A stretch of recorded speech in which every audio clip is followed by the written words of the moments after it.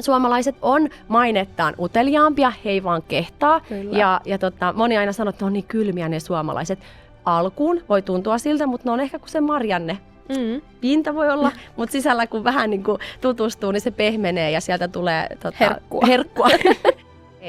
että jos hyssytellään kaikki haasteet ja ongelmat, kuten esimerkiksi miksi maahanmuuttajataustaiset ihmiset on vaikka yliedustettuina tietyissä nimikkeissä, se pitää pystyä puhumaan ja meidän pitää yhdessä pystyä ratkaisemaan se haaste.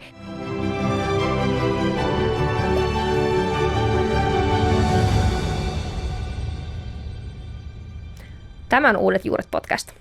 Elämäntarinoita siitä, miten Suomi on tullut kodiksi. Tänään mun vieraana on Fatbarte Hetemai, joka tuli pienenä pakolaisena lapsena Suomeen. Myöhemmin hänestä tuli poliitikko. Tänään tässä jaksossa me jutellaan kodista, koulutuksesta ja siitä, miten Suomi alkaa tuntua omalta. Fade, tervetuloa. Kiitos. Mukava olla täällä. Kiva, että suostuit tulemaan tänne meidän keskusteluun. Ja mä katsoin, että oot kauppatieteen maisteri, oot ollut politiikkona ja olet henkilöstöpäällikkö. Joskus aikoinaan olit maahanmuuttajalapsi. Kyllä. Mä haluan tietää kaiken sun tarinasta. Paljonko sulla aikaa? Niin paljon kuin jaksat. Kosovosta tulitte. Kyllä. Minkä ikäisenä tulit Suomeen? Mä olin juuri täyttänyt 7.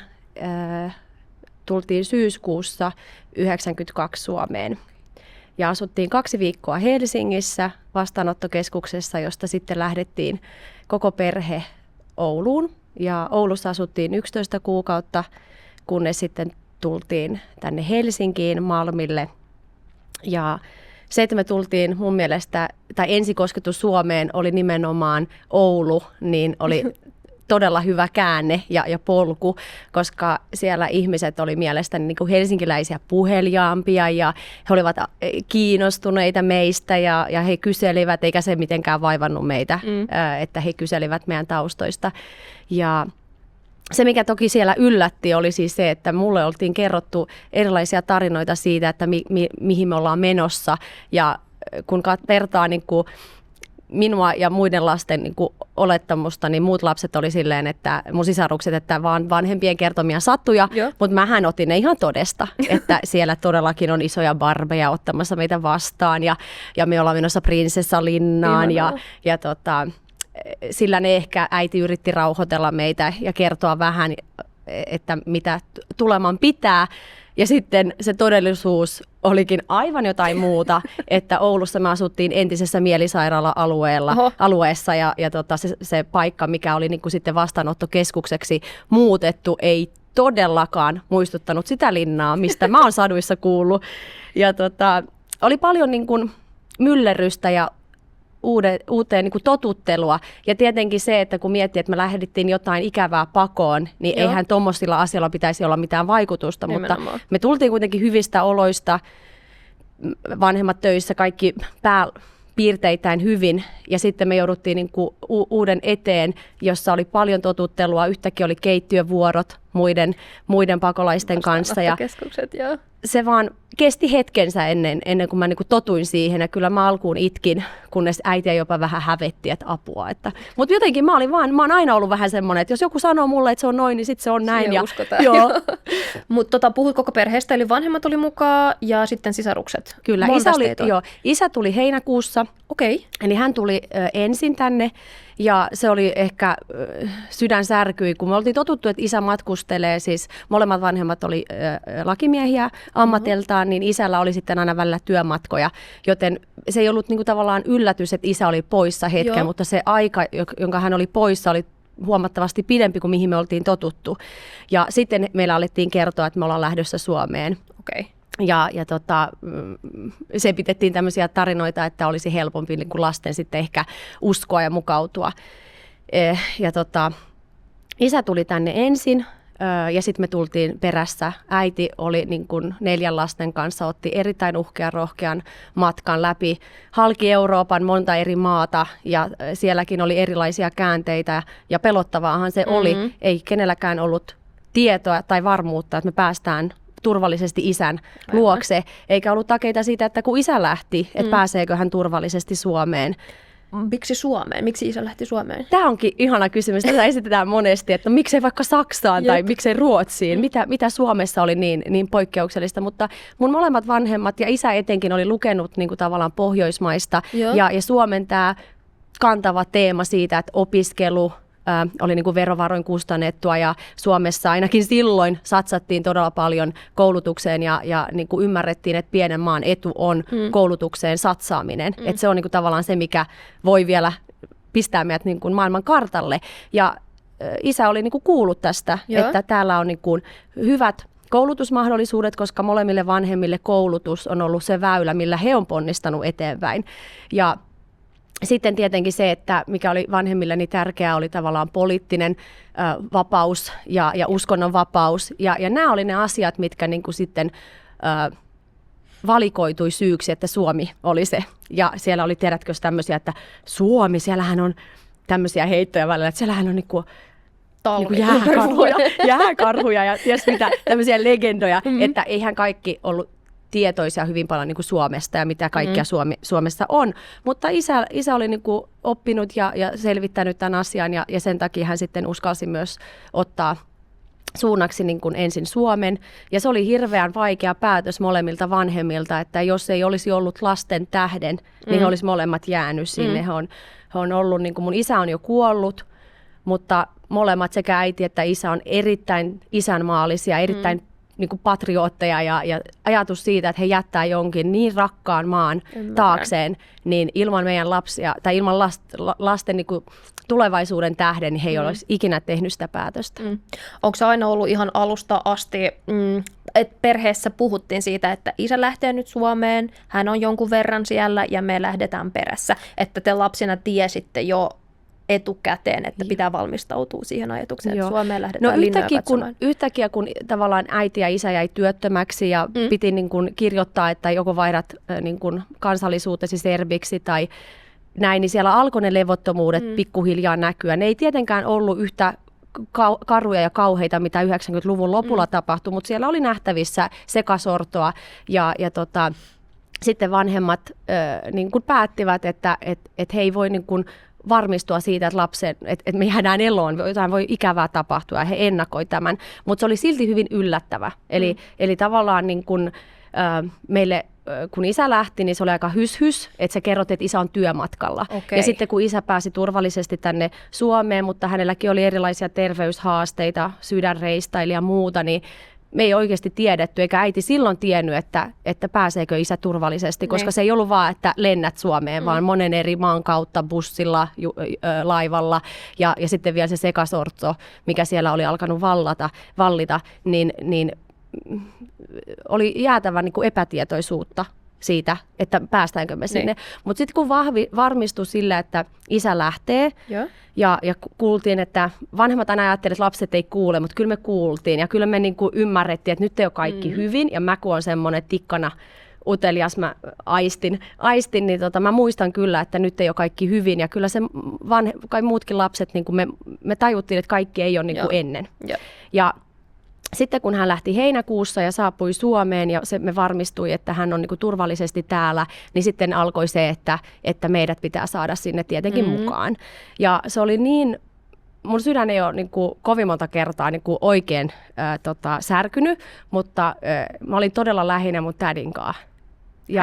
Hän jäi sinne. Oi. Ja sitten Mehmet sanoi hänelle siellä Pristinassa, kun he saattoivat meitä sinne bussiin, että älä täti itke, että me ollaan vaan menossa matkalle. Ja mä herkistyn, että me tuodaan sulle suklaata.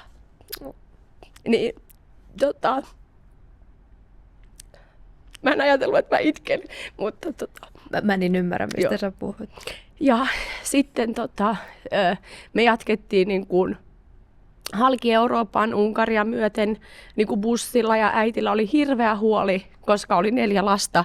Ja tietenkin sun pitää katsoa niitä ja välillä kun vaan simmahti silmät, niin sit mun erittäin vilkas veljeni Perpa oli taas jossain juoksemassa ja milloin kanin perässä ja milloin minkäkin perässä, niin niin kuin se oli todella raskas matka äidille. Se, että hän jättää jotain niin rakasta taakseen. Ja se, että hän tietää, että ei ole tietoa, että milloin me voidaan tulla takaisin. Ja sitten myös se, että ei ole niin kuin varmuutta, että päästäänkö me perille, joten mä voin vaan kuvitella sitä kauhua, mikä hänellä niin kuin on ollut. Ja sitten kyllä me tajuttiin, että ollaankohan me menossa vaan lyhyelle matkalle, kun kaikki itkee. Niin. Mutta sitten me päästiin Suomeen ja oli ihana nähdä isä. Mutta saanko mä kysyä vielä, että mitä kautta te tulitte? Että pääsitte nyt rajan yli bussilla.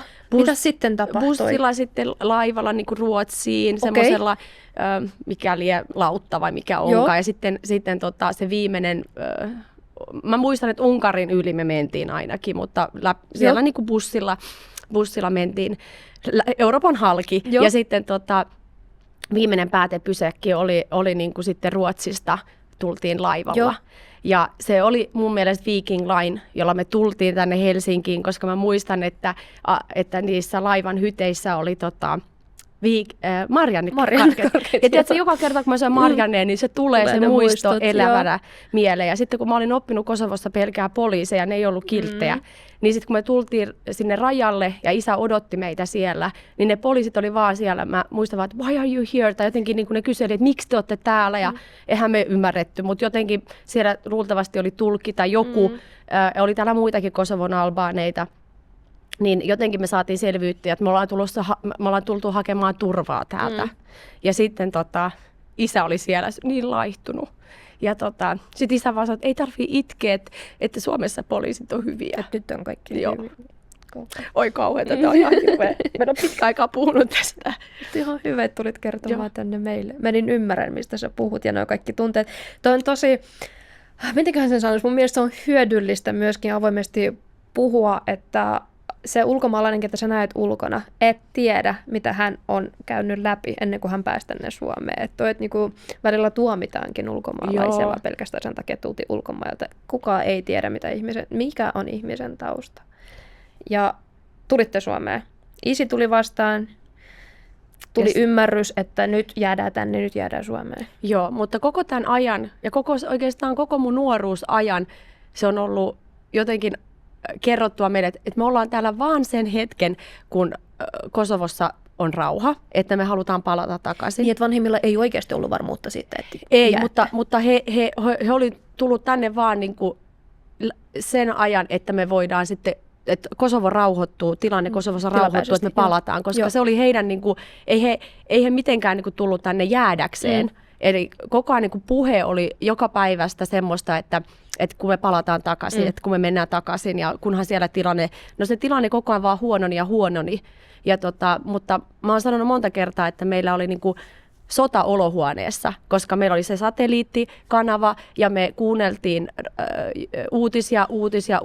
Jos ei kuunneltu uutisia niin kuin uutislähetyksenä, niin sitten oli radiolähetys. Ymmärrän. Ja joka ikinen kerta, kun oli uutiset, ja niitä oli paljon, ei saa, koska me odotettiin kuumeisesti, että jos linjat oli poissa, niin me saatiin vaikka kuolleiden nimet radiossa. Niin me tiedettiin, onko sukulaiset tai joku.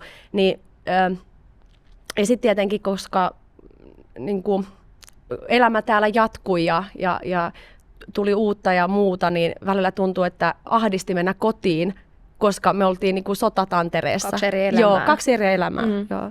Teillä ei ollut yhteyttä kotiin. Joo, no kyllä meillä oli niinku, sitä mun äiti on vielä nauranut, että ennen me maksettiin jäätäviä laskuja, että me soitetaan, tiedätkö, lankapuhelimesta jonnekin Kosovoon, ja nyt on FaceTimeit ja on Viberit ja WhatsAppit, ja se ei ole enää ihan sama, että soitellaan, vaan ehkä chatataan ja näin poispäin. Mutta kyllä meillä niinku alkuun oli yhteys, mutta sitten 96, 97 niinku välttämättä ei.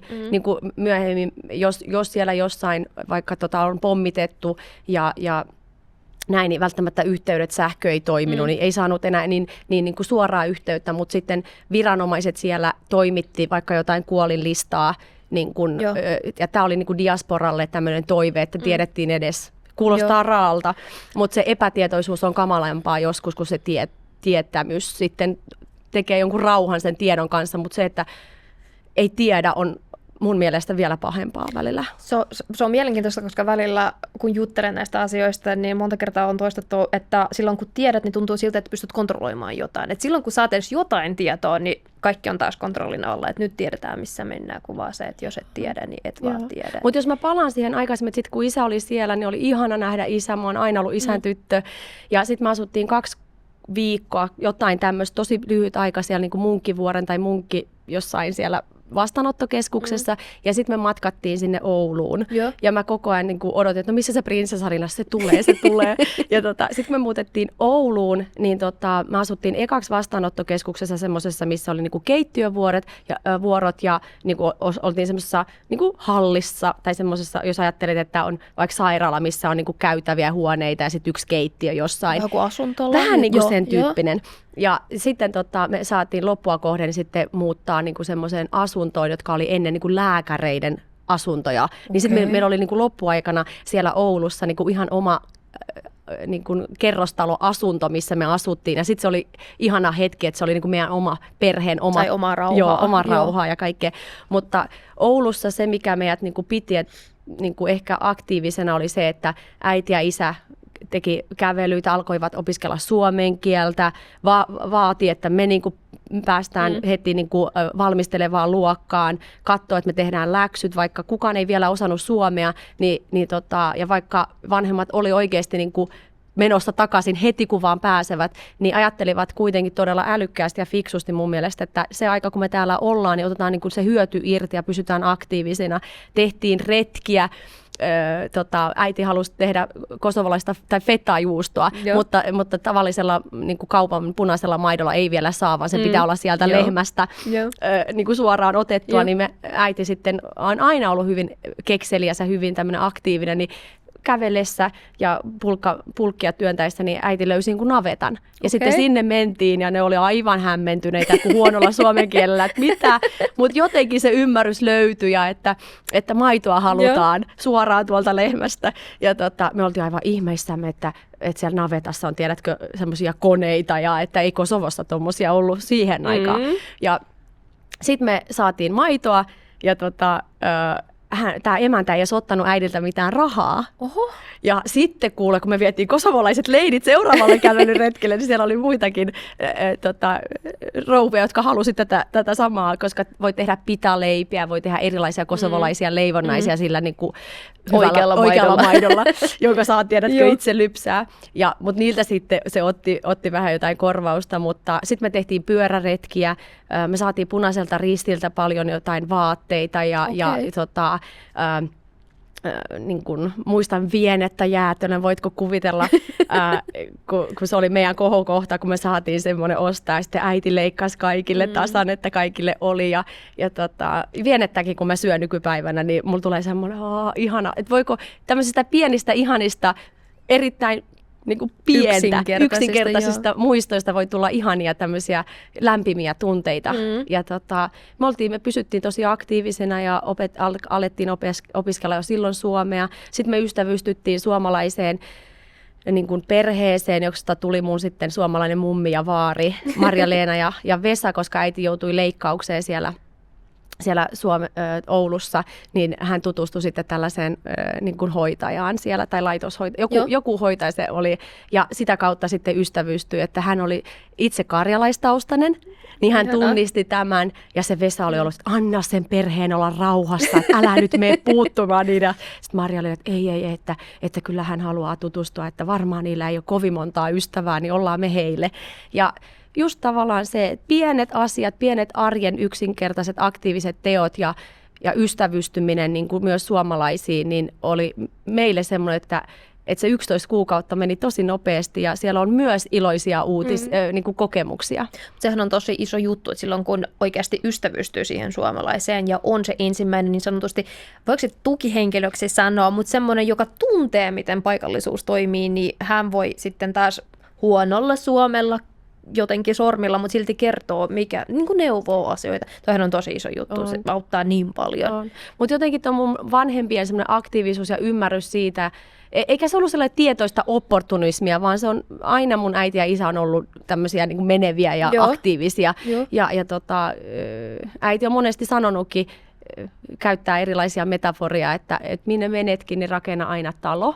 Small T, että voi Jesus, mitä tämä taas on. Mutta sillä hän yritti just sanoa, että mihin ikinä menetkin tai missä ikinä oletkin, niin luo itse ympärillesi sellainen tai semmoinen fiilis, että sä oot aina tervetullut.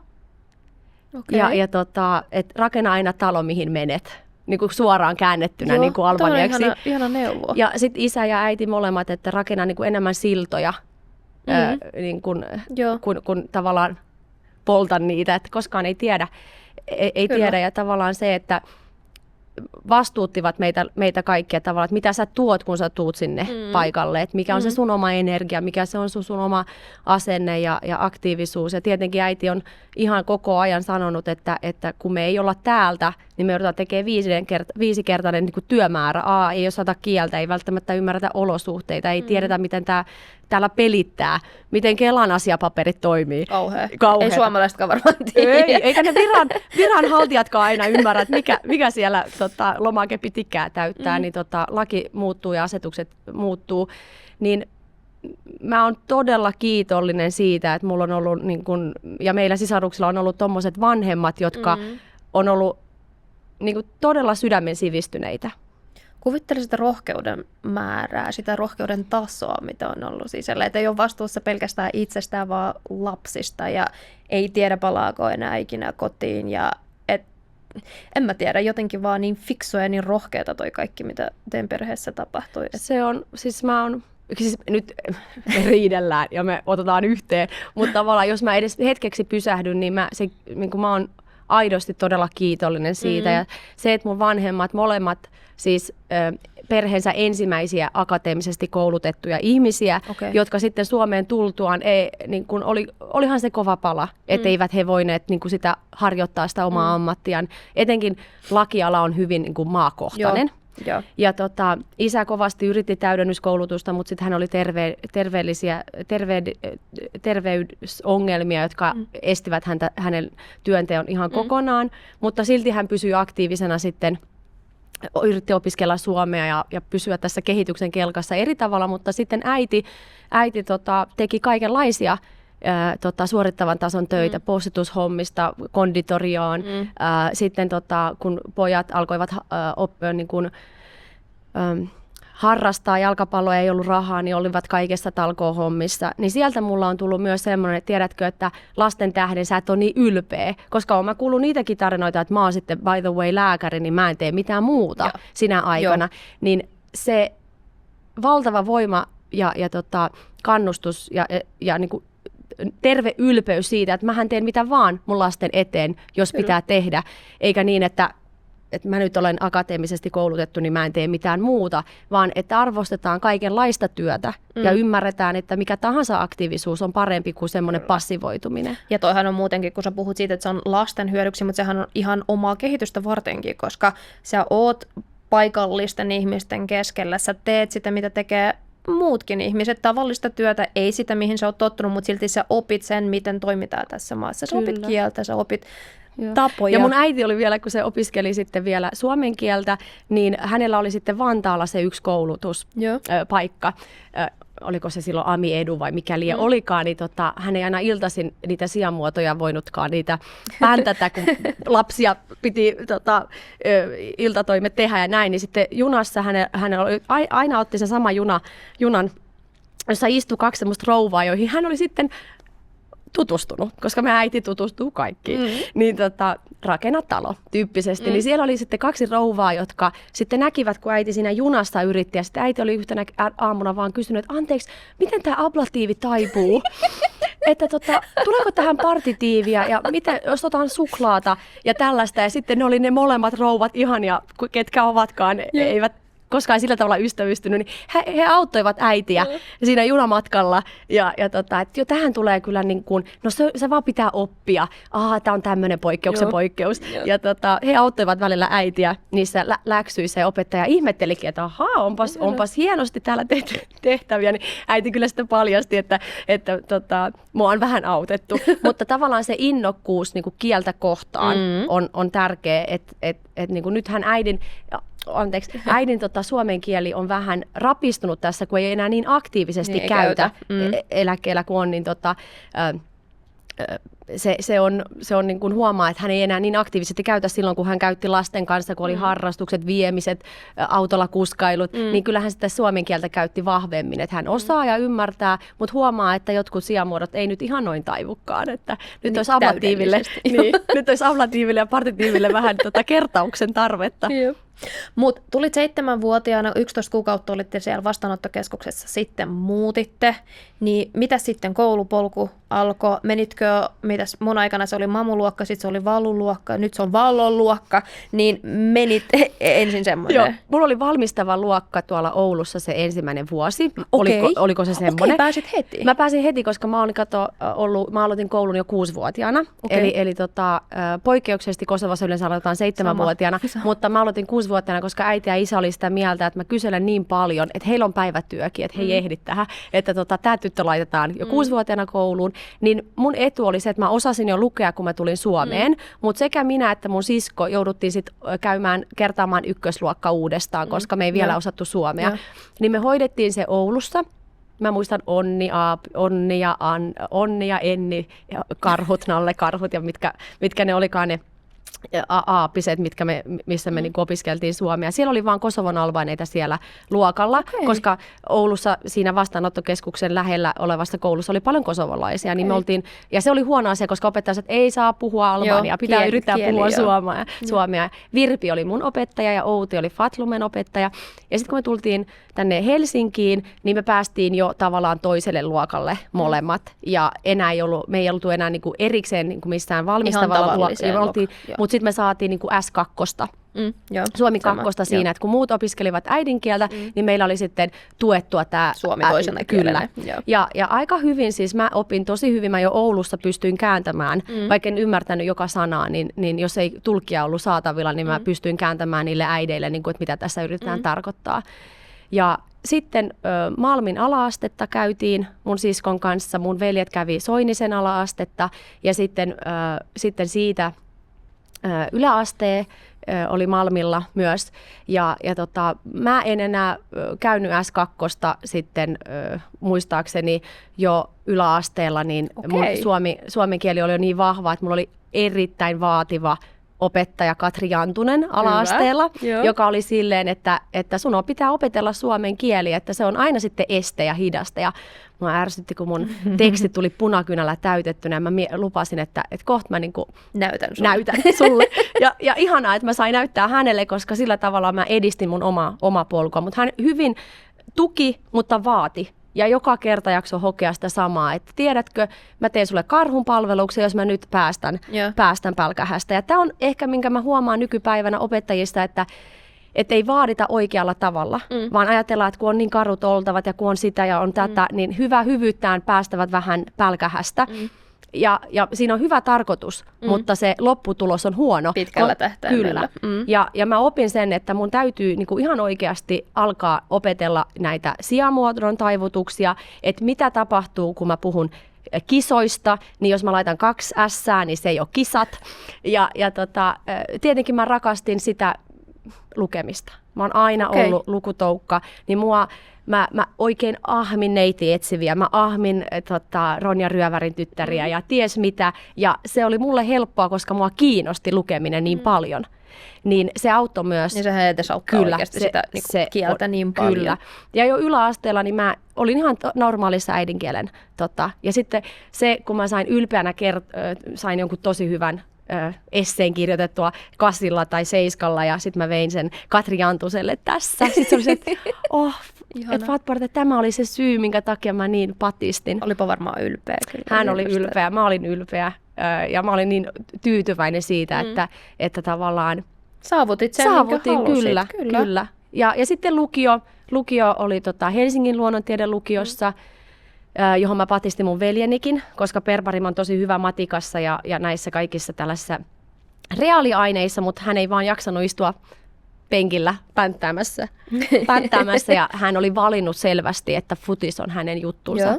Niin mä sitten, hän haki isältä siunauksen, että hän voi siirtyä Märskyyn eli Mäkelärinteen lukion, missä ymmärretään sitä, että sä voit olla vaikka viikon jossain maajoukkueen leirillä, niin hän siirtyi sinne, niin mä en enää pystynyt valvomaan häntä.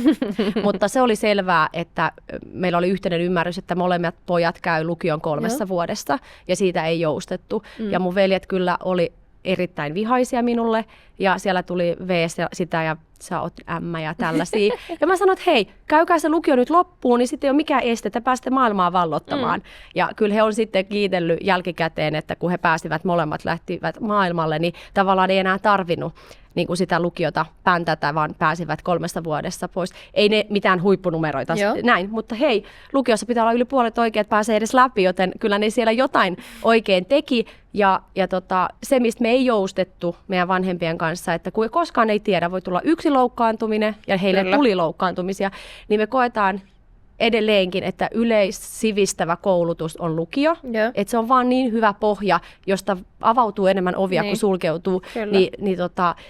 Meidän vanhemmat, jos nykypäivänä sille, että lapsi päättää tai että lapsi voi itse valita polkunsa, ei meidän perheessä. Niin teidän perheessä oli ollut sitä vanhempien kuria ja vanhemmat päättivät, että nyt? He päättivät, että sitten kun lukio on käyty, niin sitten saat miettiä. Mutta lukio on niin yleissivistävä ja he ehkä tosi hienosti myös tiesi, että noin nuorena ei voi vielä tietää, mikä kiinnostaa. Se on kyllä aivan totta. Että lukiossa on vielä aikaa ja pelivaraa miettiä, koska nykyään liian aikaisin pitää myös päättää hirveän tärkeitä isoja asioita, mutta koulutuksen niin kun, tärkeys on ollut meille vaan semmoinen, niin kuin tiedätkö, että heti kun tultiin koulusta, oli mikä tahansa, piti tehdä heti läksyt. Sama. Sitten sai ulos mennä. Me leikittiin jotain keinupersistä ja mitä liian olikaan sen jälkeen, mutta ei ennen kuin läksyt on tehty. Kyllä. Kyllähän me sitten sanottiin, että tämä on ihan hirveätä tämä teidän meininki ja ei meidän muut kaverit. Ja me nähtiin, että miksi noi on noin vaativia ja olen mä joskus niille sanottu, että tämä on natsimeininkiä, että tämä mitä te täällä teette. Ja sitten jälkikäteen mä oon ymmärtänyt sen hyödyn, että tavallaan tietty semmoinen rutiininomainen tekeminen. Ja voit vaan kuvitella, mitä mun sisarukset tällä hetkellä tekee omille lapsille, koulusta kun tullaan, tehdään läksyt, syödään, tehdään läksyt. Siitä ei vaan, se on jotenkin meidän DNAssa. Varmaan joku kasvatuspsykologi olisi sitä mieltä, että ei ole hyvä olla niin kuin näin tomera näissä asioissa, mutta jos oikeasti muistaa sen, mitä oli omassa päässä teini-ikäisenä, niin en kyllä antaisi, tiedätkö, päättää asioista, isoista asioista sille teinille. Kyllä. Kyllä tietty rutiininomaisuus on hyväksi ja se arjessa auttaa, että on tietty semmoinen niin kuin tyyli, mutta Malmillahan on hirveän huono semmoinen maine. Meillä oli, niin kuin, tietenkin me asuttiin niin kuin Helsingin kaupungin asunnossa, se oli just uusi. Meillä oli paljon kavereita eri pihapiireissä ja hyvin elävää ja koko ajan, aina kun yksi suomalaisperhe sieltä muutti pois, niin sinne muutti niin kuin maahanmuuttajaperhe, joten se oli kyllä sellaista, niin kuin, muuttui tavallaan niin kuin maahanmuuttajataustaiseksi alueeksi. Mutta meillä oli niin kuin siellä lähellä pelikentät ja en mä sanonut, meillä oli niin kuin tosi mukavaa asua siellä. Missä vaiheessa rupesit tuntemaan sen, että sä oot jo paikallinen? Sä oot tavallisessa suomalaisessa luokassa yläasteella, sä menit lukioon. Missä vaiheessa rupesi tuntumaan jo siltä, että olen ulkomaan taustainen, mutta kuulun tähän porukkaan, mä oon ihan paikallinen? No aika nopeasti kyllä. Koin olevani niin kuin osa tätä yhteisöä, mutta aina erilainen kuitenkin. Joo. Ja ehkä kun mä en ole niinku ehkä hakenut sellaista validointia muualta. Et mulle riitti se, että mä koen, että mä oon puoliksi suomalainen ja puoliksi Kosovosta. Välillä tuntui, että jos mä menen Kosovaan, niin mä oon enemmän suomalainen siellä. ja täällä taas enemmän. Se riippuu hyvin paljon siitä niinku paikasta, mutta ehkä mua on auttanut niin paljon se, että me ollaan niin kuin perheenä kaikki hyvin aktiivisia, tutustutaan tosi paljon ja meidän on ollut helppo ystävystyä. Ja sitten jos joku on sanonut jonkun väärän sanaa, niin check yourself tyyppisesti, että mä en ole niin kuin antanut niin kuin mitään mennä ohi. Pitäisi varmaan antaa mennä yhdestä korvasta sisään ja yhdestä ulos, mutta kyllä mä niin kuin sanoin, että toi ei ollut mukavasti sanottu. Mutta kyllähän niin kuin Fade nyt on tommonen hölösuu tai Fade on sitä, että mä oon niin kun kokenut aina olevani, mihin tahansa mä tuun, niin aika tervetullut. Okay. Ja ehkä musta on tällaista Robin Hood-maista, äiti Teresa-maista, että jos mä näen, että jotain kohdellaan... Puutut tilanteeseen. Siis joo, ja oppinut monesti kantapään kautta, että pitikö taas mennä puuttumaan, mutta ei se, mä vaan on sen luontoinen, että kyllä mä niin kuin sanon, että toi ei ollut mukavasti sanottu. Ja haluan aina, niin kuin, jos mä näen, että jollain ei ole ystäviä, niin tiedätkö, otetaan mukaan, niin, sanotaan minusta mukaan. Saa kaverin, kyllä. Mutta onko ollut esimerkiksi mitään koulukiusaamista tai mitä rasismia korostetaan nykyään niin paljon? Onko sun polulla ollut mitään sellaista, että koit syrjintää? Mä oon nähnyt, kun on ollut syrjiviä tapauksia, joihin mä oon sitten, että toi ei ole ok. Ja tietenkin on varmasti tullut jotain heittoja, mutta mä oon ehkä silleen niin kuin koen, että rasismia on ihan joka puolella. Se ei ole ok, se ei ole sallittua, mutta myöskään sellainen, tiedätkö, että mikä se sana suomeksi, internalize it, niin mä en ota niin kuin tavallaan, että jos joku on sitä mieltä, että mä ihan sanonko mistä, niin tavallaan se on sun ongelma. Joo. Mutta tietenkin niin kuin, joku saattaa sanoa, että helppo sun on sanoa, koska sä oot valkoinen, sun on ollut helppo oppia suomen kieltä, sä tulit vauvana 7-vuotiaana niin kuin pikkutyttönä Suomeen, joten sulla on ollut niin kuin helpompi se polku, mutta harva tietää, että ei se ole kyllä ollut helppoa. Että kyllä sitä on tehty jäätävä määrä duunia. Ja silloin, kun mä olisin halunnut olla lapsi ja vaan keskittyä olemiseen ja Ronja Ryövärin tyttären, niin mun on pitänyt kääntää Kelan papereita, joista mä en vieläkään ymmärrä. Tai mä oon ollut tulkki vanhemmilleni. Ja mä oon hakenut kirjoittanut jonkun eriävän lausunnon jostain asiasta X tai ollut isälle kääntämässä niin kuin lääkärissä ja näin, että kyllä niin kuin monessa mittapuussa niin ei se ole käynyt kädenkäänteessä. Ja tietenkin mulla on helpompaa. Mä myönnän, että varmasti se, että mä oon niin kuin, soljun tähän, kun muut luomusuomalaiset. Mä aina sanon luomusuomalaiset, kun musta kantasuomalainen, jotenkin kanta, mikä kanta. Mutta sillä tavalla, niin kuin, että meitä on niin erilaisia taustoja onhan mä niin kuin törmännyt tilanteisiin, jossa sitä rasismia on. Mä en sano, etteikö sitä ole, mutta tavallaan myös se, että missä tahansa instanssissa se uhriutuminen ei ole mun mielestä ratkaisu, vaan sit sä puutut niihin tilanteisiin. Ja niissä on erilaisia tapoja, miten niihin niin kuin puututaan. Mutta semmoinen, tiedätkö, että älä tee sitä virhettä, että sä annat sen pahan sanojan niin kuin vaikuttaa siihen, miten sä näet itseäsi. Joo. Ja siinä on niin kuin mulla aina, mä ystävien kanssa niin kuin puhun, että tavallaan, ja sitten hei ihan oikeasti, mä oon ollut niin monessa maassa, asunut myös opiskelujen aikana Englannissa ja Ruotsissa, ja sitten kävin usein Kreikassa veljeni tapaamassa ja Italiassa. Täällä ei todellakaan ole rasismia. Mä oon samaa mieltä. Siis ihan oikeasti, että jos Kreikassa sulle sanotaan, että sä et saa puhua albania jossain, ja nyt mä näen, kun joku pyörittelee siellä kotona silmiä, no et ole kokenut tätä rasismia, mitä minulla on. Tietenkin, mä sanon, että sitä on. Jokaisella on oma tarina. Kyllä. Mutta siis silleen tavallaan, että mun mielestä rasismista pahinta on se, että jos sä annat sen, joka sinua niin kuin rasistisesti kohtelee, niin vaikuttaa siihen, miten sä näet itseäsi. Oma minäkuvasi, niin silloin ne on voittanut mun mielestä. Kyllä. Että kyllä niin kuin erilaisuuden pitää antaa kukkia.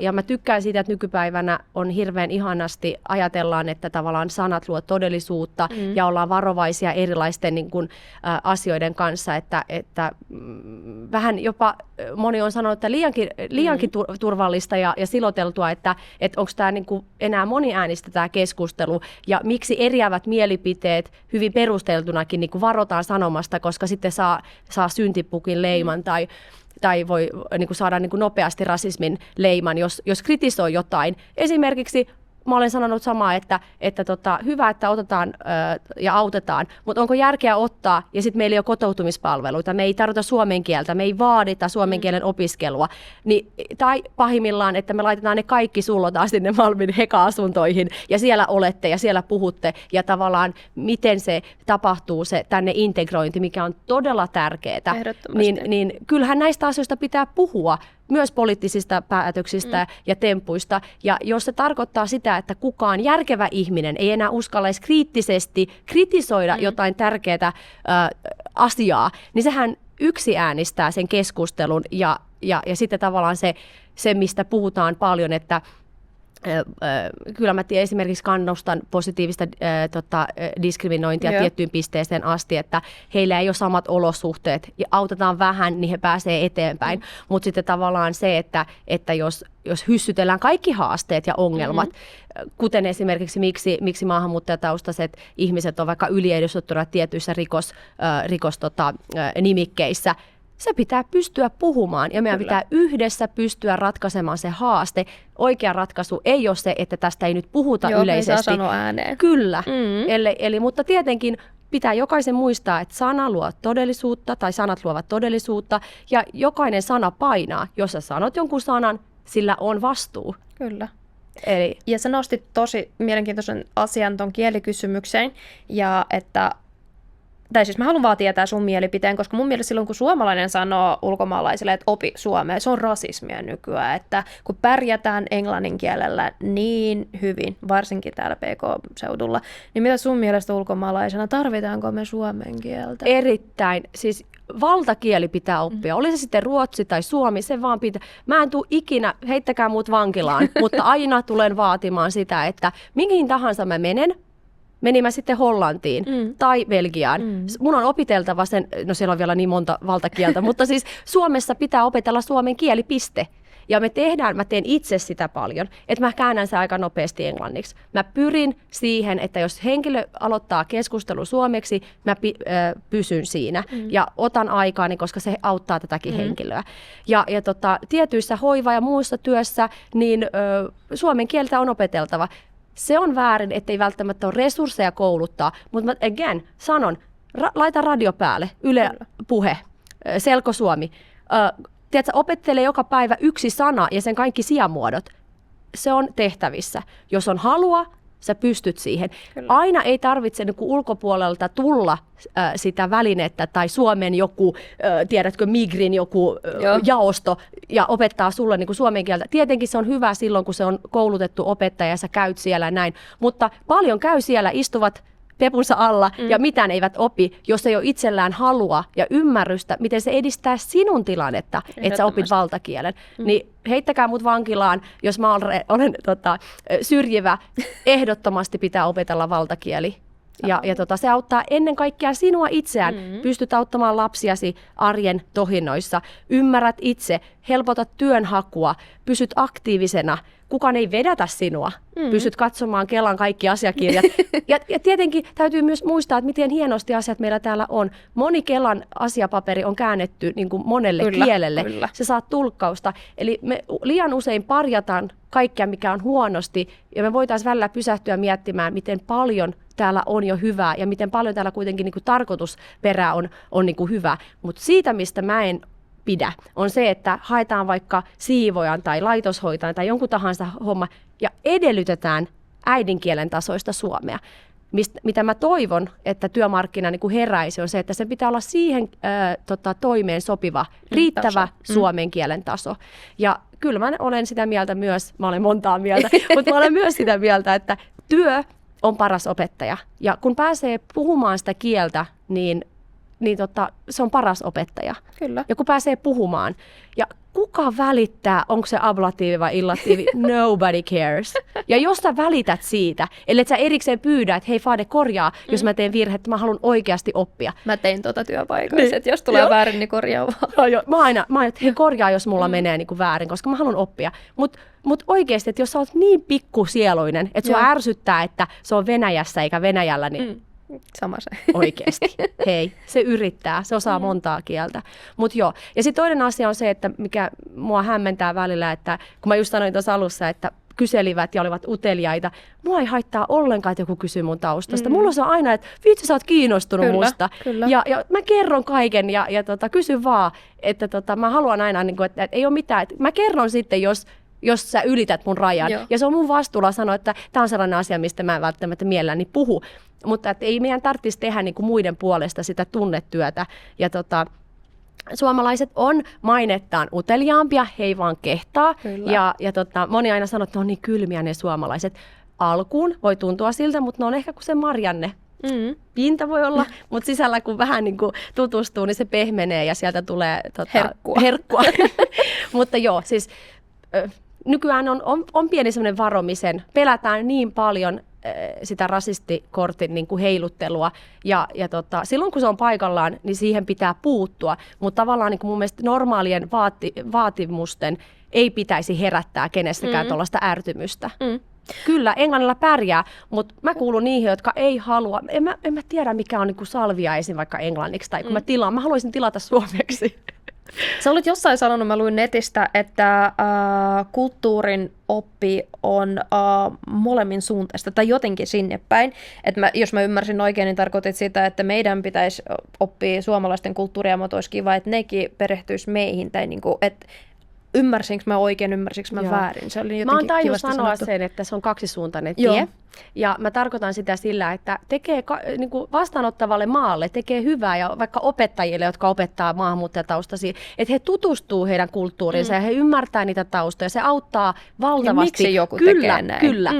Mutta samaten niin kuin se, että muutat tänne ja odotat, että Suomessa toimitaan kuin vaikka kosovolaisittain täysin, niin se niin kuin, miten mä voin vaatia edes jotain sellaista, tiedätkö? Se hämmentää minua tosi paljon. Eli mä koen, että tavallaan molemminpuolinen uteliaisuus ja vastavuoroisuus ja semmoinen niin kuin hyvä henki, mikä siellä on, niin se kantaa pidemmälle. Kyllä. Mutta se, että mä opin, niin kuin, mulla kesti tietenkin aikaa, mutta se, että mä ymmärrän, että varsinaissuomalaiset puhuu yhdellä tavalla ja se ei tarkoita, että ne toivoo, että sä kuolet, kun ne sanoo, että hei Fade, vieläkö säkin elät? Niin se on itse asiassa paras kehu, mitä varsinaissuomalainen voi sinulle sanoa, että ihana nähdä.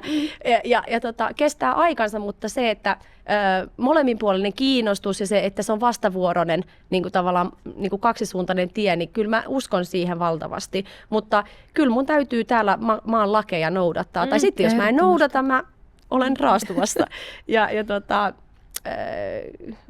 Tavallaan musta on mukavaa niin kun olla kiinnostunut. Välillä mä oon se, että voinko mä edes kysyä tällaista, vaikka mua kiinnostaa ja hyvän tahtoisesti, mutta taas mä palaan siihen, että se intentio ratkaisee. Eli kyllä mä kuulen, jos joku on sille aidosti kiinnostunut ja haluaa oppia, ja sitten semmoinen, että se sanoo sen sille. Tiedätkö, kun sä voit sanoa myös, että vitsi, sä oot kaunis.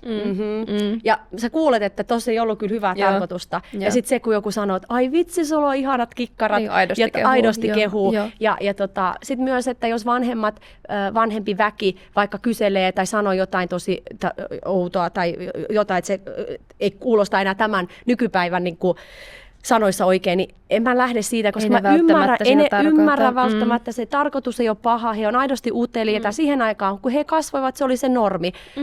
Jos me luodaan hyvä suhde, niin mä saatan sanoa, että hei, että tiesithän sä, että nykypäivänä toi termi ei ole soveliasta, että paljon parempi termi olisi tämä. Ja jos meillä on hyvä suhde, niin tavallaan että ei häpäisyn kautta, vaan nimenomaan semmoisen, että hyvän tahtoisen valistamisen kautta. Silloin useimmiten paljon niin kuin vahvempi vaikutus siihen, että toinen niin kuin oppii, koska siinä ei ole semmoinen olo, että mä yritän häpäistä sinua. Että hei, tämä ei haittanut minua ollenkaan, mutta tämä saattaa tuntua pahalta sitten jollekin toiselle.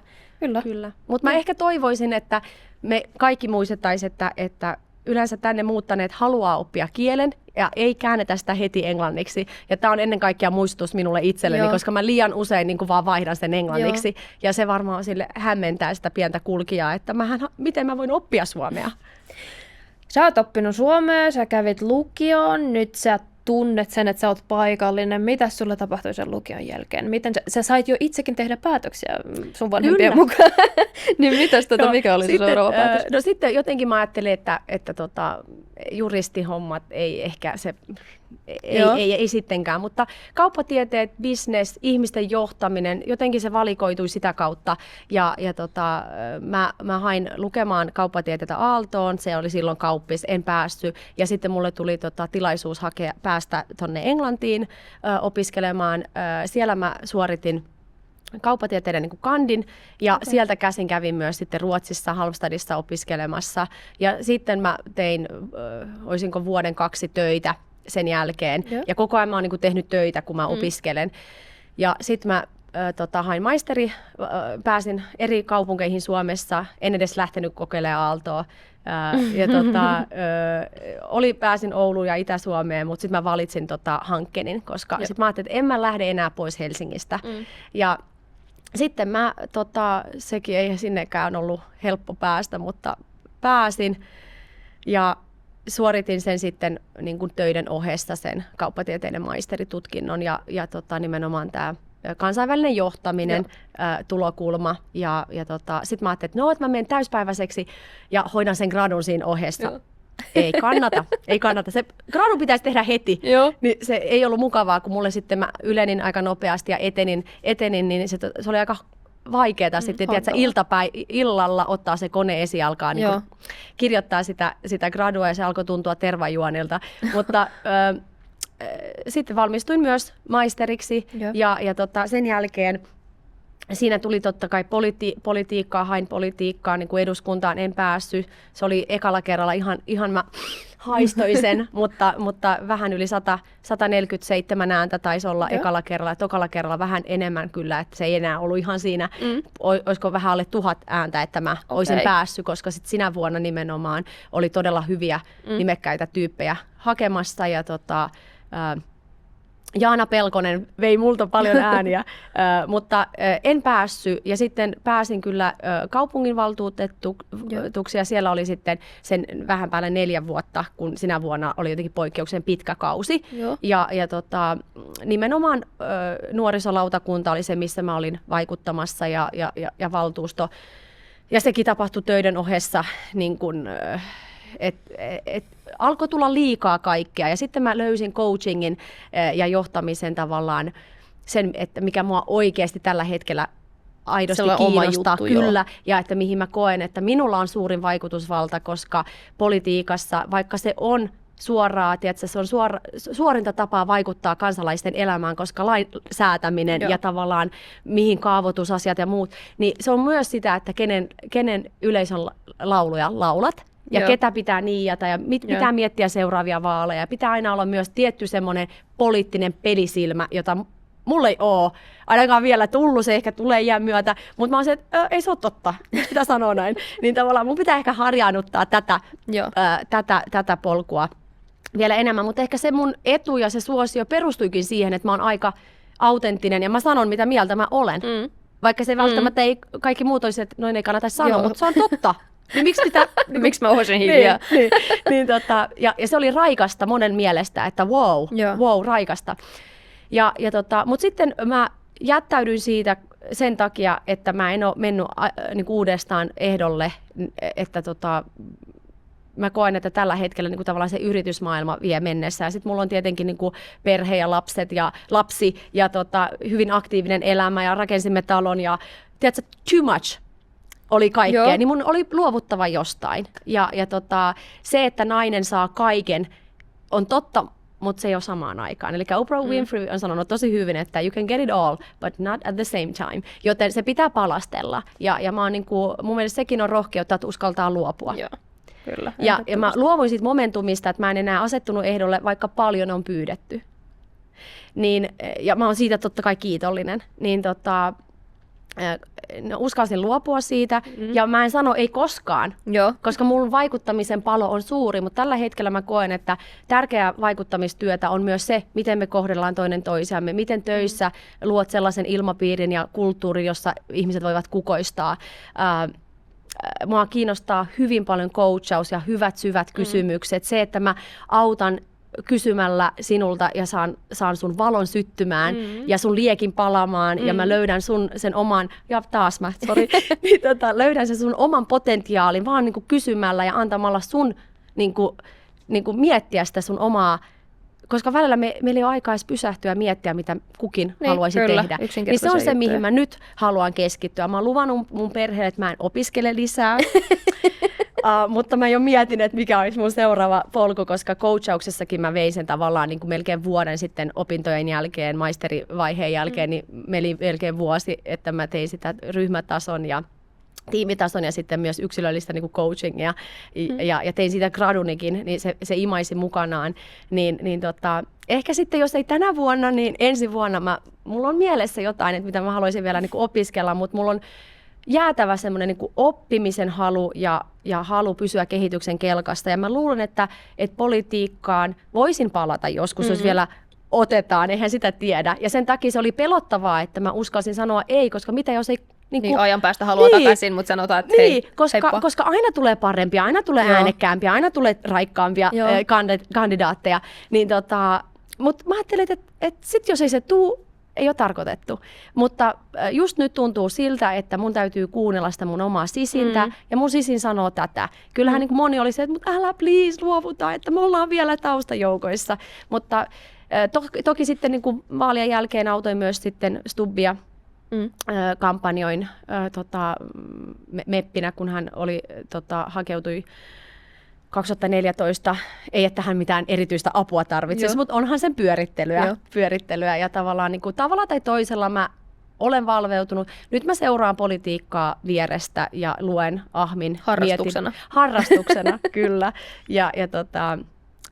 En keskustele politiikasta sillä tavalla, noudatan tätä suomalaista eetosta, että se on kunkin oma asia. Jos kysytään, voin kertoa, mutta en tuo sitä itse esille ja ne on niin kuin mun omat mieltymykset. Ja tällä hetkellä mä en edes tiedä, että minkä poliittisen piirtymän takana mä olen, koska mun mielestä se on välillä niin kuin aika sillisalaattia se meininki tuolla. Ja mä toivoisin, että ei ajatella aina niitä seuraavia vaaleja, vaan tehtäisiin tehtäisiin rakenteellisia uudistuksia, jotka palvelisi tätä meidän yhteiskuntaa. Mä oon äärettömän huolissani koulutuksen leikkauksesta ja siitä, että me ei niin kuin ymmärretä, että pienen maan etu.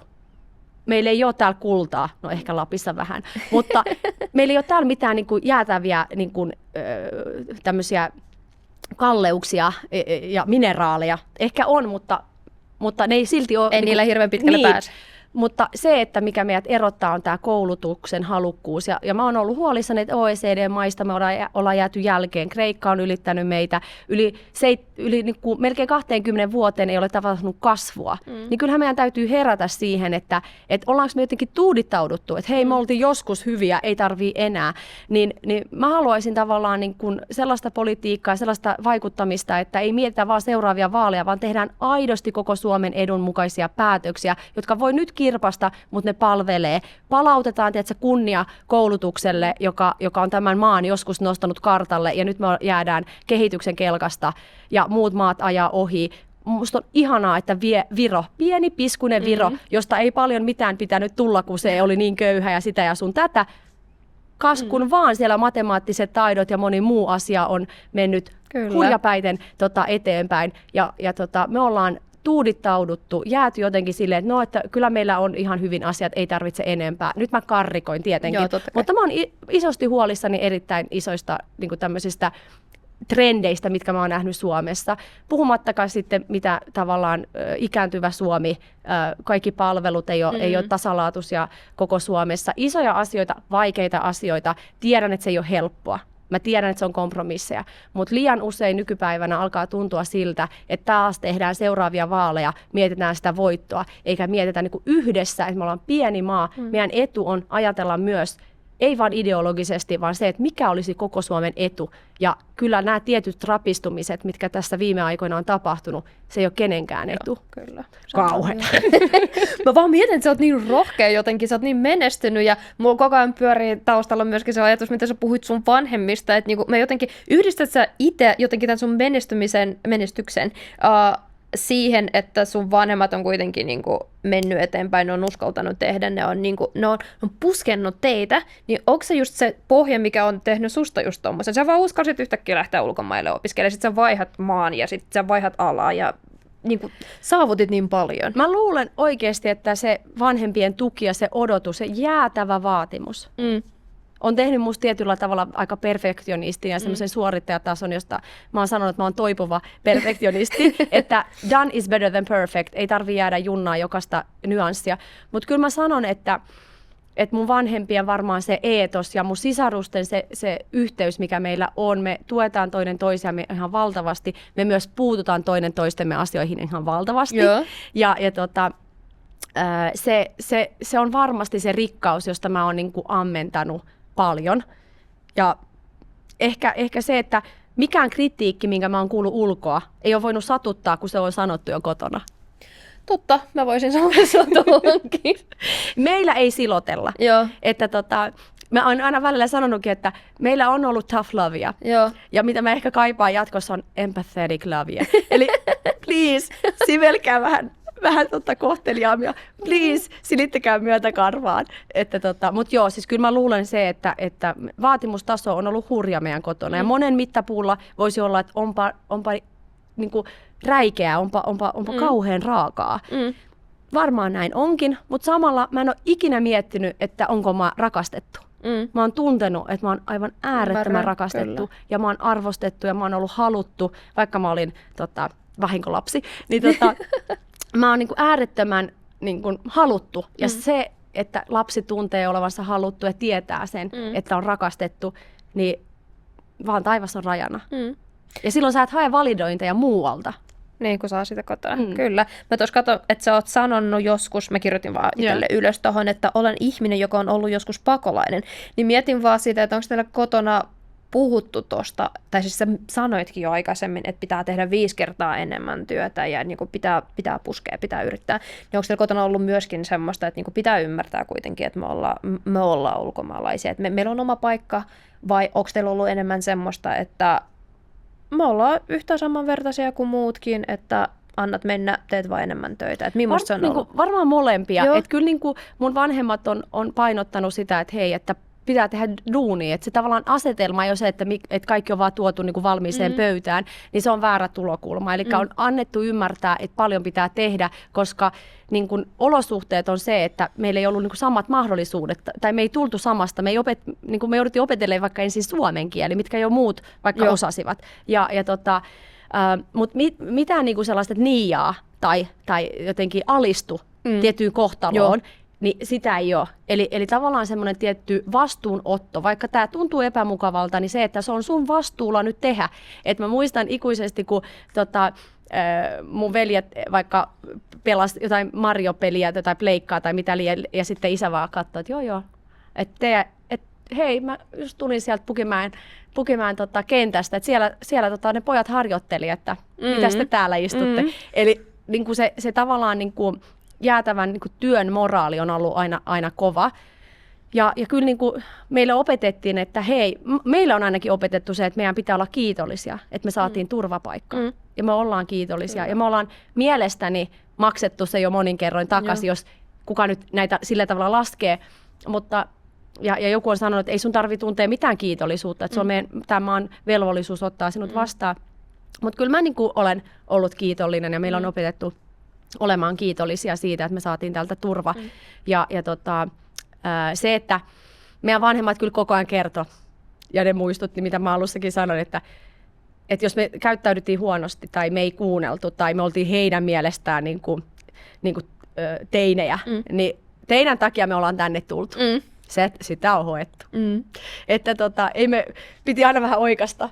Ja sitten kun niillä vanhemmilla oli erilaisia huolia, niin jos meillä oli vaikka joku riita sisarusten kanssa, niin me oltiin, että riidellään ulkona sitten, jatketaan. Koska me ei haluttu isää ikinä oikein huolestuttaa millään. Kun sillä oli niin heikko sydän, niin ajatuskin siitä, että hän saisi verenpaine nousista jotain muuta, niin me ei haluttu ottaa sitä kontollemme. Mutta aina kun meillä oli joku erimielisyys, niin joko riideltiin silloin, kun vanhemmat ei ollut kotona, tai sitten jatketaan myöhemmin.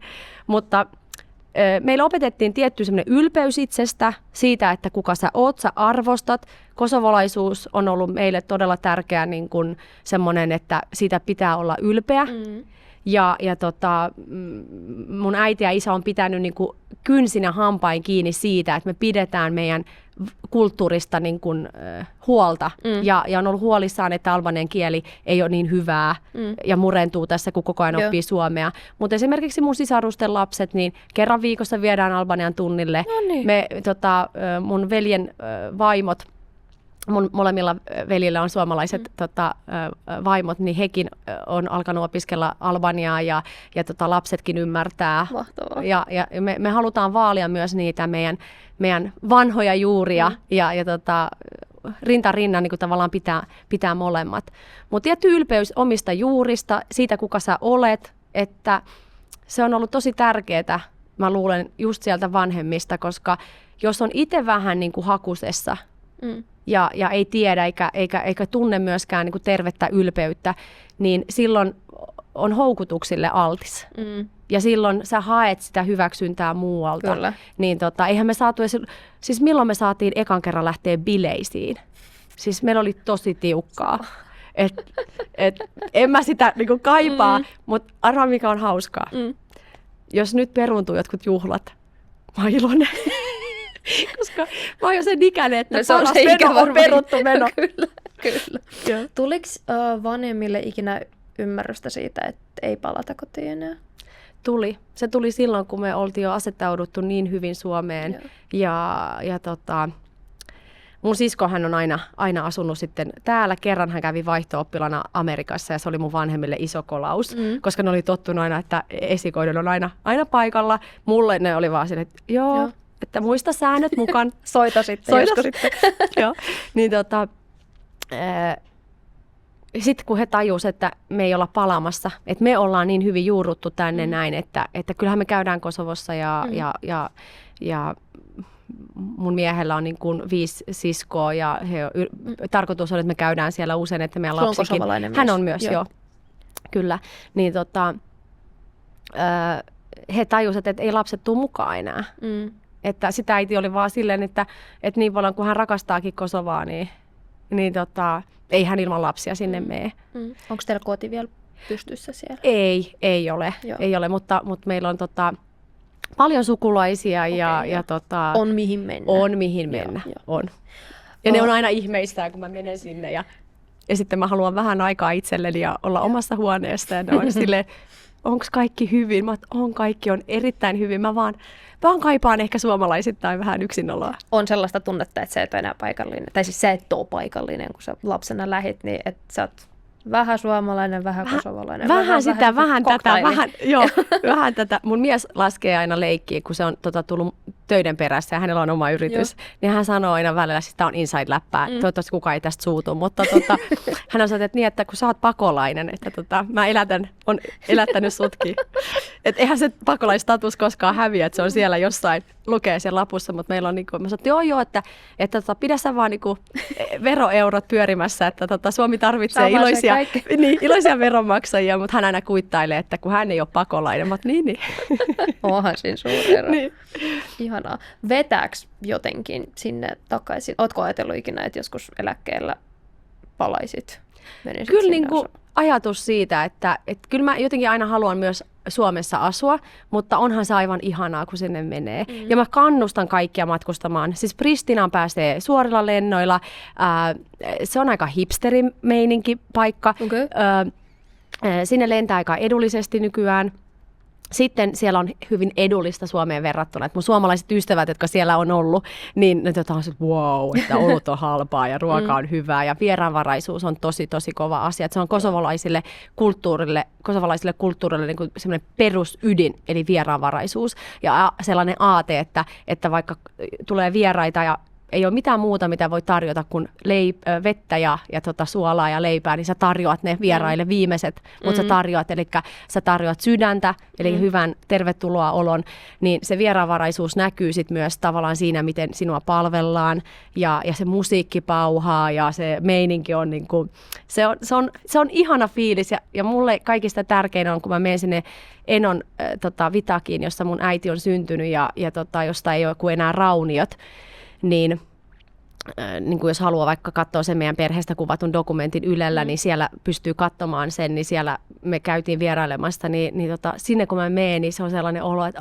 mun lapsuus, koska siellä me oltiin monet kesät, siellä Eno otti vastaan, siellä oli ne lehmät, josta lypsettiin sitten maitoa, ja se oli niin kuin todella kotoisa olo. Että ne on ne ihanat semmoiset muistot, joita kantaa läpi elämän, joita sitten muistelee. Kävitte usein me käytiin pienenä. Silloin, kyllä silloin ennen kuin me muutettiin, niin me oltiin siellä niin kuin aina Enon luona. Joo, mutta sitten minkä ikäisenä sä rupesit jo itse käymään täältä Suomesta? Joo, 2001 jälkeen mä oon niin kuin ruvennut käymään. Matkustamaan. Kyllä, okay.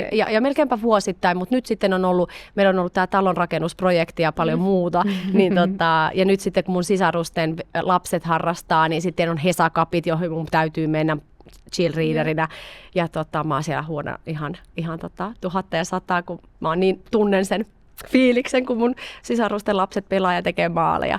Niin nyt olisi tarkoitus toivottavasti, jos kaikki menee niin kuin hyvin, Kosovossa näin sanotaan, että kysmät, niin heinäkuussa olisi kiva sitten mennä ja matkustaa sinne, mutta ei ole vielä varattu lippuja tai mitään. Mutta edellisen kerran mä olin siellä mun vastasyntyneen kanssa ja mieheni kanssa ja äitini kanssa 2022 kesällä. Ja se oli oikein kiva loma. Sulla on Suomessa syntynyt lapsi, niin tämä on sellainen aihe, minua kiinnostaa tosi paljon, koska ihmiset on eri mieltä. Lapsi on syntynyt Suomessa, niin luokitteletko lastasi kosovolaiseksi vai suomalaiseksi? Kosovolaiseksi, joka on syntynyt Suomessa. Joo. Eli kyllähän meillä on tavallaan, niin kuin puhutaan albania kotona ja Wilson on hänen nimensä ja kyllä sillä on vaikutusta, että vanhemmat on ulkomaalaiset, vaikka on syntynyt Kyllä, Suomessa. koska mä en halua poistaa sitä kosovalaisuutta hänestä. Että se on mulle tosi tärkeää, mun miehelle myös. Mutta se ei poissulje sitä, etteikö hän niinku saa olla omanlaisensa. Totta kai. Ja hän sitten määrittelee itse oman identiteetinsä. Mutta se, että tavallaan meillä vaalitaan tiettyjä kulttuurillisia asioita, mitkä on sieltä Kosovosta tulleita, niin se on meille tärkeää. Ja hänellä on kyllä suomalainen passi ja meidän täytyisi niin kuin jotain byrokraattisia asioita hoitaa niin, että hän saisi myös kosovolaisen passin, koska sekin on tärkeää. Sulla on molemmat? Mulla on molemmat, mutta lapsella on vasta Suomen, koska pitää Suomesta viedä sinne joku paperi. Joo. Pitkät prosessit, mutta Suomi sallii, että on kaksoiskansalaisuus. Se on ihanaa. Kyllä, se on mulla kanssa. Joo. Mites Mutta mullahan oli muukalaispassi joskus. Mä en tiedä, ootko sä elänyt muukalaispassi-aikaa, mutta mulla on ollut Aliens Passport. Mä oon kuullut niistä, mutta mulla ei ollut sellaista. Niin. Että sulla vaihtuu sitten jossain vaiheessa. Sitten kun mä sain Suomen kansalaisuuden, niin sitten mulla vaihtuu passi. Niin sitten mulla on ihan Suomen passi, jolla mä pääsen matkustaa ilman viisumeita, tai joihinkin maihin tarvitaan tietenkin viisumia, mutta se helpottaa matkustelua. Mutta silloin kun oli vaikka muukalaispassi, niin ei voinut vaikka viisumitta mennä Unkariin esimerkiksi tai jotain tämän tyyppistä. Miten toi muuten, unohdin kysyä, että miten toi kaikki tapahtui, että pakolaisena kuitenkin kun tulitte tänne, niin missä vaiheessa ja mitä viisumia hait? Niin, oliko sulla joku opintojen kautta haettu viisumi, työn kautta, niin kuin miten? Joo, me saatiin siis oleskelulupa pakolaistatuksella ja sitten mä en tiedä muuttuiko se sitten niin kuin tämmöiseksi pysyväksi oleskeluluvaksi, kun me täällä asuimme ja sitten passi oli niin kuin muukalaispassi. Vanhemmat ei jotenkin halunnut hakea suomalaista kansalaisuutta, kun he oli lähdössä takaisin Kosovoon. Ja sitten ensimmäinen kerta, kun he ajatteli, oli se, että kun pojat alkoi matkustella Japaniin ja jalkapallo todellakin vei, niin se oli hirveän raskasta, kun muukalaispassilla ei menty joka paikkaan. Ja ne alkoi ekan kerran niin kuin sanoa, että hei, että olisiko järkeä nyt hakea, kun teillä on edellytykset, osaatte kaikki suomen kieltä ja olette asuneet täällä jo pitkään. Mun sisko taisi saada sen sillä täysikäisyydellä. Ja me muut jotenkin sitten haettiin se niin kuin, hämärtyy nämä kaikki tämmöiset byrokraattiset asiat, mutta siis sitten pitäähän olla suomen kieli niin kuin se näyttökoe. Vanhemmilla oli se, niin kuin, että kun he osasivat suomen kieltä ja sitten mulla se oli kai joku vaan haku. Koulun kautta, sehän menee koulun kautta. Kyllä, he tekivät niitä testejä, mitä tasokokeet, mitä pitää olla. Niin kuin näyttö siitä, että ymmärtää suomen kieltä ja sitten mulla se oli kai ehkä sitten, joko mä ihan hain sen, en muista tehneeni mitään testejä, mutta vai olisiko se, että sitten kun mä olin täysikäinen, niin sitten mä vaan hain poliisilta sen. Mä en aidosti muista tätä, mutta muistan sen, että 2004 se tapahtui, että mä sain Suomen kansalaisuuden. Ja sen jälkeen taivas on ollut auki siinä, että matkustelua oli ollut. Joo, koska kyllähän siis viisumien hankkiminen eri maihin on kallista puuhaa. Ihan perseestä. Ja on ihan sanonko mistä, koska mitä jos yksi leima puuttuu jostain, niin etpä sitten menekään. Mutta nyt viime vuosina en ole kyllä juurikaan matkustellut. Viimeisin matka oli toi 2022 Kosovoon, koska ollaan oltu täällä niin kuin omakotitalon rakennuspuuhissa, niin se on pitänyt Suomen kamaralla. Mitä haluaisit sanoa suomalaisille? Mitä heidän pitäisi ymmärtää maahanmuuttajista? Onko mitään sellaista viestiä, tärkeää asiaa, mitä voisi ymmärtää silloin, kun lähestyy ulkomaalaista? No mun mielestä tavallaan ehkä haluaa ymmärtää sen niin kuin erilaisen ihmisen taustan. Että vaikka hän tulee jostain maasta X, niin hän on oma tyyppinsä, oma henkilö ja ehkä poistaa ne stereotypiat ja lähtee niin kuin hyvän tahtoisesti kysymään ja tutustumaan. Et jokainen tänne tullut tarvitsee ystäviä ja ystävystymisellä on niin kuin paljon kauaskantoisia niin kuin vaikutuksia. Niin, ehkä vaan, että ole ihminen ihmiselle. Kyllä. Ei mitään sen niin kuin kummempaa. Entäs mitä sanoisit vasta Suomeen tulleelle maahanmuuttajan nuorelle? Pari-kolme asiaa. Ensinnäkin se aktiivisuus. Siis omaa aktiivisuuttaan ei voi ulkoistaa. Vaikka on paljon eri tahoja, jotka voi kotouttaa tai voi auttaa, niin se oma aktiivisuus on niin kuin numero 1. Että se vastuunotto on 100% sinulla kaikessa oikeastaan.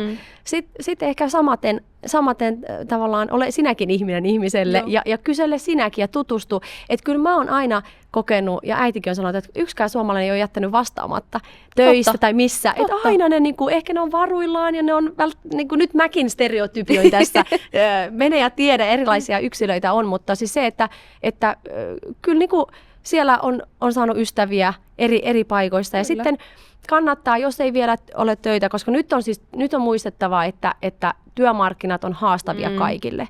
Ei vaan sellaisille, jotka eivät vielä suomea osaa, mutta se on tietenkin vielä hankalampaa niille, jotka tulevat tänne ja jotka eivät osaa vielä kieltä tai ei ole verkostoja.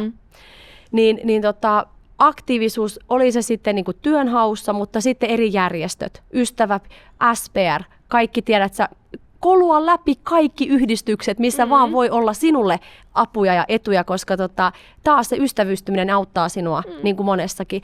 Ja sitten tämä niin kuin kolmas on se, ja ehkä myös mitä me jo sivuttiin, että se kielen oppiminen on tosi tärkeää. Ja se on tärkeää ennen kaikkea itsellesi, sinulle, että mitä hyötyjä sieltä tulee. Ystävystyt, hoidat omia asioita, paljon pärjää englanniksi myös, mutta se, että hakeudu koulutuksiin, hae paikkoja, jos ei sieltä tule, niin taas mä palaan sen numero 1 vastuunottoon, että kieltä voi oppia monella muullakin tavalla kuin vaan koulun penkillä. Ja mikään ei voita sitä omaa motivaatiota. Kyllä. Joo. Ja sitten tämä on yhteiskunnalle, mulla on monta viestiä, mutta ehkä työpaikoille mä toivoisin sellaista, että älkää eriyttäkö niitä työmarkkinoita vaatimalla äidinkielen tasoista suomen kielen vaatimusta pesteissä, jossa sitä ei todellakaan tarvita. Eli helpotetaan sitä työnhakua ja työhön kiinni pääsemistä, koska nimenomaan se on se, mikä niin kuin auttaa kaikkia. Suomi tarvitsee iloisia veromaksajia, me ollaan ikääntyvä väestö, muukin Eurooppa ikääntyy, mutta Suomi erittäin nopeasti. Täällä syntyvyys on lähtenyt laskuun, niin tavallaan se on kaikkien etu, että se työnhaku ja työhön pääseminen ei ole jäätävä esterata. Ehdottomasti. Tämä on ihana viesti lopettaa tähän. Fade, kiitos sulle tuhannesti. Tämä oli niin mahtava sinulle. keskustelu. Musta tuntuu, että hirveästi tuli aika meni niin nopeasti, mutta siis 1000 kiitokset. Ja kiitokset teille jälleen kerran, että olitte tässä mukana kuuntelemassa, katsomassa. Pistäkää meille peukut ylös ja kommenttikenttään jotain, jos tekee mieli. Pistäkää kanavaa seurantaa. Kiitos.